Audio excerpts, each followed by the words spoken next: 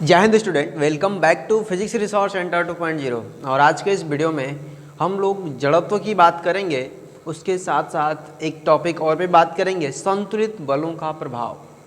क्योंकि मैंने आपको पिछली वीडियो में बताया क्या था कि संतुलित बल यदि किसी वस्तु पर आरोपित होता है तो उसकी स्थिति बदलती नहीं है, और असंतुलित बल आरोपित होता है तो उसकी स्थिति बदल जाती है। तो यहाँ पर हम लोग कुछ ऐसे उदाहरण को समझेंगे जो संतुलित बलों के प्रभाव से ही संभव होता है, असंतुलित बलों के प्रभाव से संभव नहीं होता है। तो उन सब चीज़ों पर बात करेंगे। उसके अलावा हम जड़त्व की बात करेंगे, जड़त्व चीज़ क्या है, कैसे आया है। उसके अलावा और बात करेंगे जो गैलीलियो थे वो जड़त्व के परिप्रेक्ष्य में, उसके संबंध में अपना क्या तर्क दिए हुए थे, उस तर्क को समझकर हम अपनी क्या परिभाषा लिखते हैं, इस चीज़ों को समझेंगे। तो सबसे पहले हम लोग देखते हैं संतुलित बलों के प्रभाव में। संतुलित बल का प्रभाव कहने का मतलब आपको संतुलित बल बताए थे कि जब किसी वस्तु पर लगे हुए दो या दो से अधिक बलों का परिणामी बल शून्य होता है, परिणामी बल कितना होता है, शून्य होता है, तो उस बल को संतुलित बल कहते हैं। लेकिन अगर मैं बात करूं, आप एक गुब्बारा ले लीजिए और उसको फुला लीजिए, हवा भर करके फूंक मार लीजिए, और फूंक मारने के बाद आप क्या करिए कि आप उसको दबाना शुरू करिए। जब आप उसको दोनों तरफ से दबाते हैं तो उसकी आकृति में परिवर्तन होता है। जैसे आप देख सकते हैं, ये हमारा एक गुब्बारा है, इसमें मैंने हवा भर ली हुई है, ठीक है, क्योंकि बोर्ड पे तो हवा भरना संभव नहीं है, लेकिन मैंने भरा हुआ दिखा दिया है कि इसमें हवा भरा हुआ है। अब इसको दबा रहे हैं हम, इधर से भी दबा रहे हैं, इधर से, तो एक तरफ बल F1 लग रहा है, दूसरी तरफ बल क्या लग रहा है, F2 लग रहा है।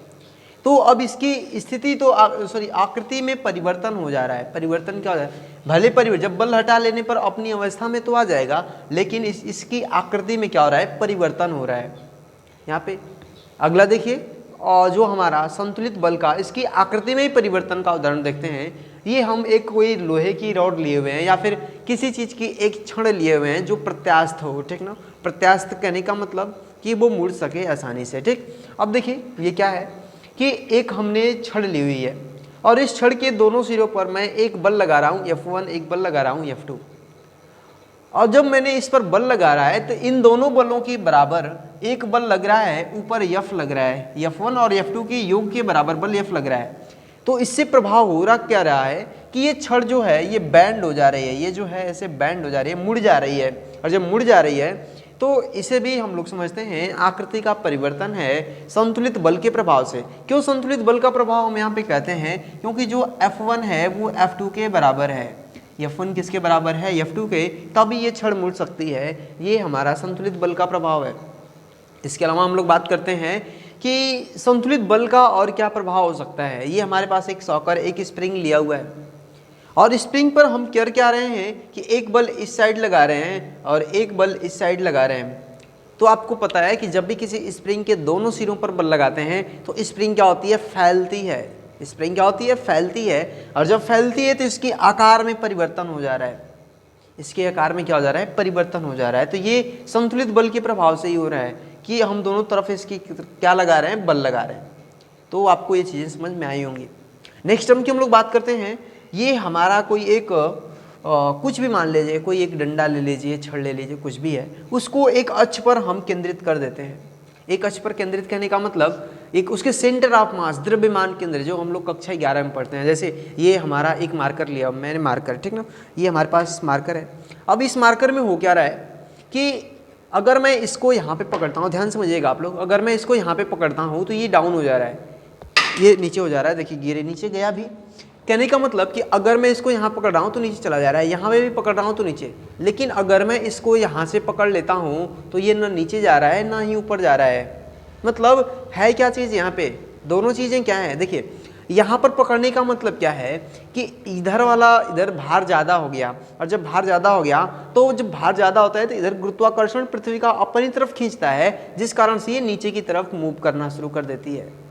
दूसरा चीज़, अगर मैं इसको इधर पकड़ता हूँ तो सेम कंडीशन हो रही है, लेकिन अगर मैं इसको यहाँ बीच से पकड़ लेता हूँ तो ये ना इधर जा रहा है ना, मैंने तेज से नहीं पकड़ा, बहुत हल्का हाथ से पकड़ा हुआ है, देखिए एकदम हल्के से, लेकिन ये जा नहीं रहा है। इसका मतलब क्या है, दोनों तरफ जब भार बराबर है तो दोनों सिरों पर बराबर का गुरुत्वाकर्षण लग रहा है। सेम ये कंडीशन हो सकती है अगर यह क्या हो कि अगर फोल्डेबल हो, मतलब मुड़ने के लायक हो, अगर आप इसको मोड़ते हैं दोनों तरफ से ऐसे बल लगाते हैं, और जब ऐसे बल लगाते हैं तो ऊपर की तरफ इसका एक परिणामी बल लगता है इसके बराबर, जिसके लिए वो मुड़ पाता है। यहाँ पे मुड़ नहीं पा रहा है, मतलब ये बल नहीं लग रहा है। अगर लगता भी है इतना तेज कि ये टूट जाए, लेकिन वैसे लगता नहीं कि मेरे हाथ से ये टूट जाएगा।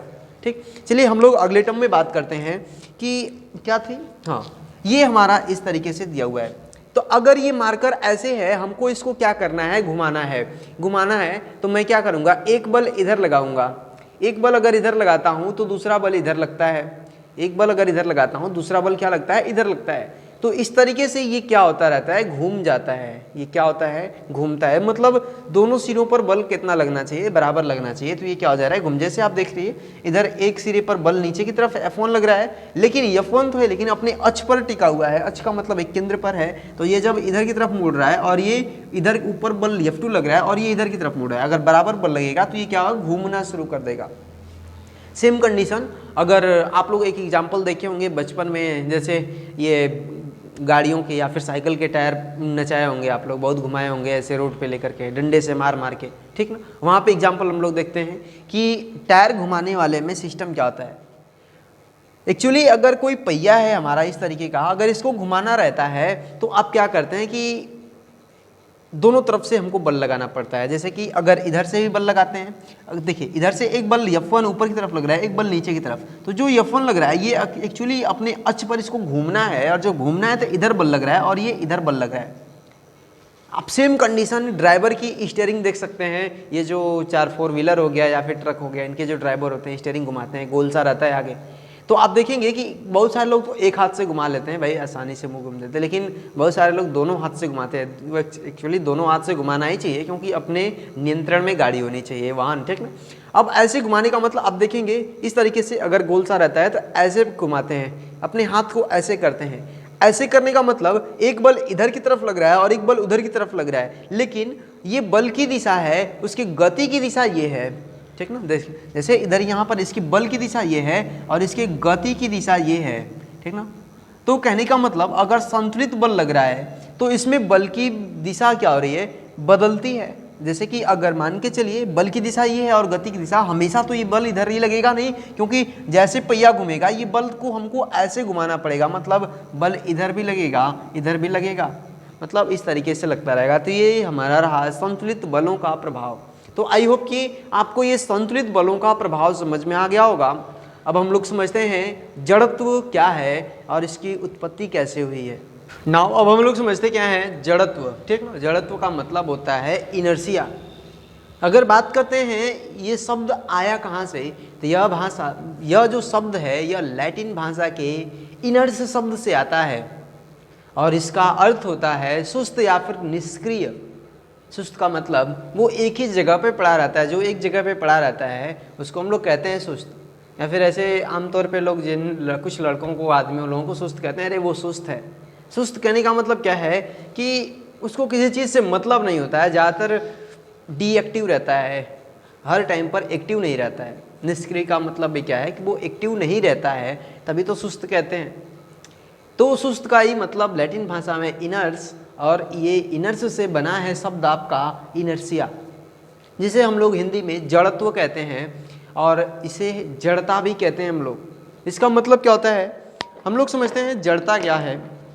जैसे हर वस्तु अपने स्थिति परिवर्तन का विरोध करती है, बस प्रत्येक वस्तु स्थिति परिवर्तन का विरोध करती है। विरोध करने का मतलब अगर कोई वस्तु गति की अवस्था में है तो वो गति की अवस्था में ही रहना चाहती है, और यदि वह विराम की अवस्था में है तो विराम की अवस्था में रहना चाहती है, जब तक कि उस पर कोई बाह्य बल न लगाया जाए। तो इसका मतलब क्या है, जैसे कहने का मतलब बहुत सारे वैज्ञानिकों ने अपने अलग अलग तर्क दिए। जैसे इसका सर्वाधिक जो विश्लेषण किया गया था वो गैलीलियो और न्यूटन के द्वारा किया गया था। तो हम लोग अभी गैलीलियो का जड़त्व संबंधी नियम भी पढ़ेंगे कि गैलीलियो ने जड़त्व के संबंध में क्या अपना तर्क प्रस्तुत किया था। तो सबसे पहले हम लोग जड़त्व के बारे में अच्छे से जान लेते हैं कि जड़त्व एक्चुअली होता क्या चीज़ है। जैसे अगर मैं इसके उदाहरण की बात करता हूँ तो कार या गाड़ी में असावधानी से बैठे यात्री कार या गाड़ी के एकाएक तीव्र गतिमान होने से पीछे की ओर गिर जाते हैं। इसका निष्कर्ष क्या है? निष्कर्ष कहूँ तो कहने का मतलब कि कोई आदमी है या फिर कोई भी व्यक्ति है, गाड़ी में बैठा हुआ है, वो गाड़ी रेस्ट पर है, रुकी हुई है, विरामावस्था में है। और जब यदि वो विरामावस्था में है तो कहने का मतलब क्या है? जब विरामावस्था में है, अब गाड़ी को हम चला रहे हैं तो गाड़ी को अचानक से तेज लेके जाते हैं, तो जो उसमें बैठे लोग हैं अचानक से पीछे उलट जाते हैं ऐसे, ठीक ना, पीछे की तरफ गिर जाते हैं। लेकिन ध्यान दीजिएगा, आप लोग कभी गिरते हैं तो उनका जो सर, ठीक ना, ज़्यादातर सिर से ऊपर, यहाँ से आधी बॉडी से ऊपर ही का हिस्सा जो रहता है वही पीछे की तरफ झुकता है, आगे वाला हिस्सा आगे पीछे की तरफ नहीं झुकता है।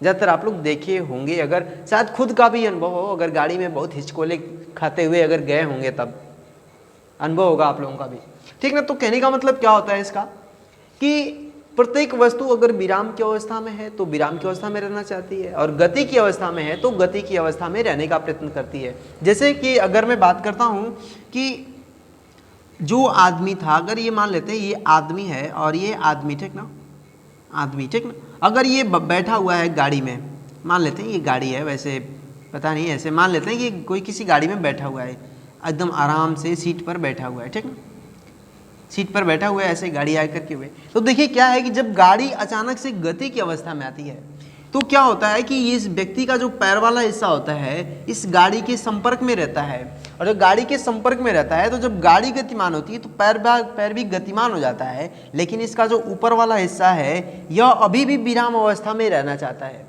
यह अभी भी किस अवस्था में रहना चाहता है? विराम अवस्था में। लेकिन इसके पैर सहित गाड़ी तो गति की अवस्था में गई, और जब गति की अवस्था में गई तो उसको भी कहती है तुम भी आ जा गति की अवस्था में, और जब तुम भी आ जा गति की अवस्था में, बस वो आदमी पीछे की तरफ ऐसे झुक जाता है, गिर जाता है।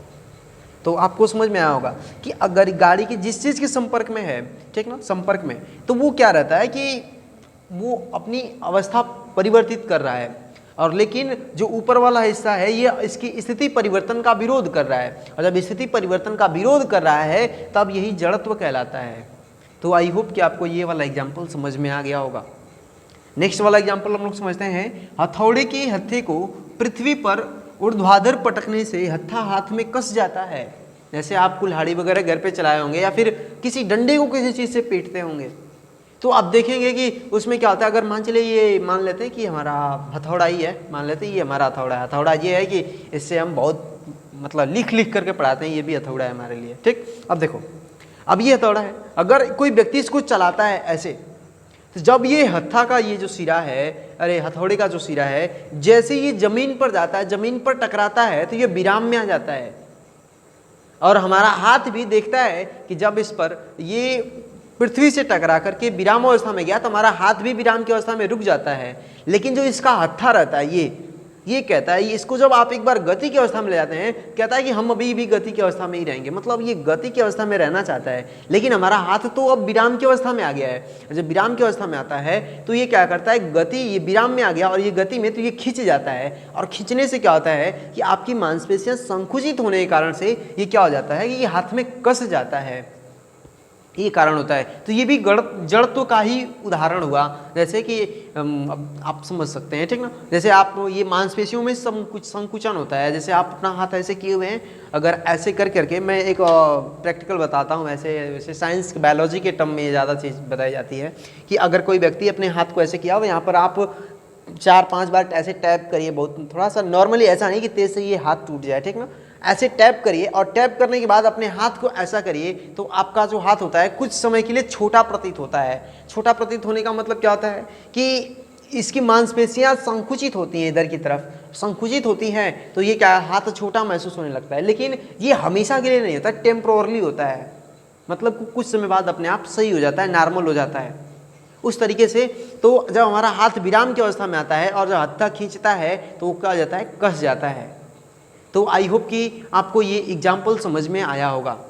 लेकिन क्या आप यहाँ पर एक और निष्कर्ष समझ सकते हैं?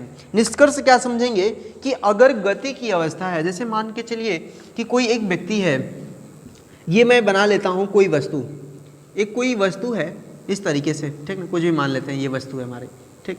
अगर ये वस्तु है, मैं कहूँगा इसको हमें गति की अवस्था में भेजना है, गति की अवस्था में, ये विराम की अवस्था में है, विराम की अवस्था में है अभी के लिए।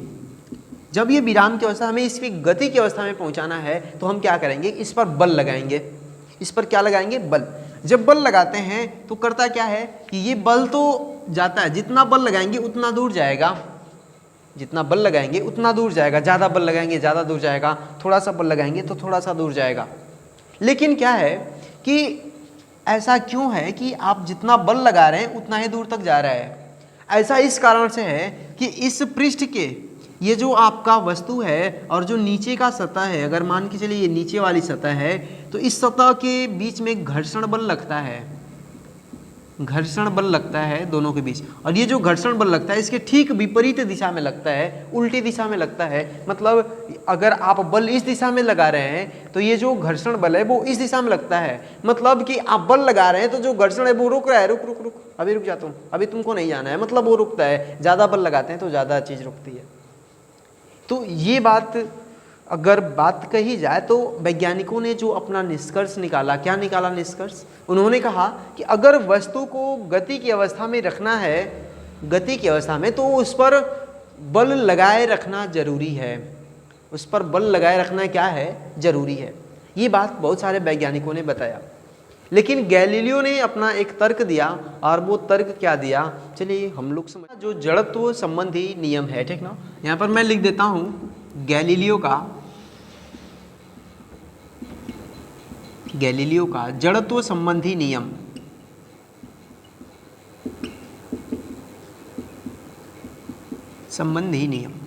गैलीलियो का जो जड़त्व संबंधी नियम था वो क्या था। सबसे समझने वाली बात क्या है, हमारी समझने वाली बात ये है कि अभी मैंने आपको जस्ट पहले बताया कि ये कोई वस्तु है और विराम की अवस्था में है। अगर मुझे इसको गति की अवस्था में भेजना है हमेशा के लिए, अगर गति की अवस्था में भेजना है तो हमें इस पर सदैव बल लगाए रखना होगा, सदैव बल लगाए रखना होगा। अर्थात जितना समय तक बल लगाएंगे वे वस्तु उतना ही समय तक गतिमान रहेगी, जितना समय तक बल लगाएंगे उतना समय तक गतिमान रहेगी, और जब बल हटा लेंगे तो ये विराम की अवस्था में आ जाएगी। लेकिन गैलीलियो ने इस बात को गलत भी कह दिया। गैलीलियो ने कहा था, मैं नहीं कह रहा हूँ, गैलीलियो क्यों गलत कह दिया, उन्होंने अपना तर्क ये दिया कि अगर ये कोई वस्तु है हमारी, छोटी सी बनाते हैं, एक कोई हमारी ये वस्तु रखी हुई है और ये अगर किसी तल पर रखी गई है, इस तल के बीच क्या लगता है, इसका घर्षण लगता है। यहाँ पर क्या लगता है, घर्षण बल लगता है। और जो घर्षण बल लगता है, अगर हम बल इस दिशा में दे रहे हैं और घर्षण इस दिशा में लग रहा है, मतलब इसके विपरीत दिशा में लग रहा है अपने लगाए गए बल की दिशा के, तो आप समझते क्या है। उन्होंने कहा कि एक खुरदुरा सतह ले लेते हैं। मैं एक आपको थोड़ा सा इनोवेशन के तौर पे बताता हूँ। एक खुरदुरा सतह ले लेते हैं और एक चिकना तल ले लेते हैं, एक चिकना तल, और दोनों पर एक वस्तु को रख करके हम समान बल लगाकर धकेलते हैं, तो किस वाले पर दूर जाएगा, किस वाले पर, तो जो खुरदुरा होगा उस पर कम दूरी तक जाएगा, जो चिकना तल होगा उस पर बहुत दूर तक, मतलब थोड़ा दूर तक जाएगा। तो कहने का मतलब क्या है, अब गैलीलियो ने कहा कि अगर हम लोग इसमें स्नेह या फिर किसी ऐसे चीज का प्रयोग कर लें जिसकी वजह से घर्षण कम हो जाए, घर्षण कम हो जाएगा, तो हम कम बल में ही उस वस्तु को क्या कर देंगे, ज़्यादा मतलब दूर तक भेज सकते हैं। अर्थात तो ये भी कहा जाए कि घर्षण जितना कम होगा वो वस्तु उतना ही दूर तक जाएगी, घर्षण जितना कम होगा वो वस्तु उतना ही दूर तक जाएगी। तो अब आपको समझना है कि गैलीलियो ने कहा कि अगर उस वस्तु और उस तल के बीच घर्षण को खत्म ही कर दिया जाए, मतलब लुप्त कर दिया जाए, अगर लुप्त कर देते हैं तो होगा क्या, अगर लुप्त कर दिया जाए तो होगा ये कि वस्तु हमेशा गतिमान रहेगी, क्योंकि वस्तु की गति को जो रोकने वाला था वो तो कौन था, घर्षण था। अगर घर्षण को समाप्त कर दिया जाए तो ये वस्तु हमेशा क्या रहेगी, गतिमान रहेगी, तब उस पर हम बल एक बार ही लगाएंगे। तो ये बात बताया ना गैलीलियो। और हालांकि जब उन्होंने ये बात बताया तो ये भी क्या हो गया, आपका जड़त्व से ही संबंधित हो गया। जैसे अगर ये वस्तु अगर गति की अवस्था में आ जाएगी तो फिर उसको रोकने के लिए बल लगाया जाएगा, तो वो भी अगर बाह्य बल नहीं लगाया जाएगा तो वस्तु गति ही करती रहेगी। अगर विराम की अवस्था में है तो विराम की अवस्था में ही रहेगी। तो बस निष्कर्ष ये है जड़त्व का कि प्रत्येक वस्तु अपने स्थिति परिवर्तन का विरोध करती है। तो ये रहा जड़त्व। अब हम लोगों को समझना ये है न्यूटन के गति विषयक नियम, और नाउ अब हम लोग नेक्स्ट वीडियो में उसकी बात करेंगे जो है न्यूटन की गति विषयक नियम, और बहुत अच्छे खूबसूरत से एक्सपेरिमेंट होने वाले हैं उस पर, ठीक ना, किस तरीके से। चलिए हम लोग नेक्स्ट वीडियो में देखेंगे।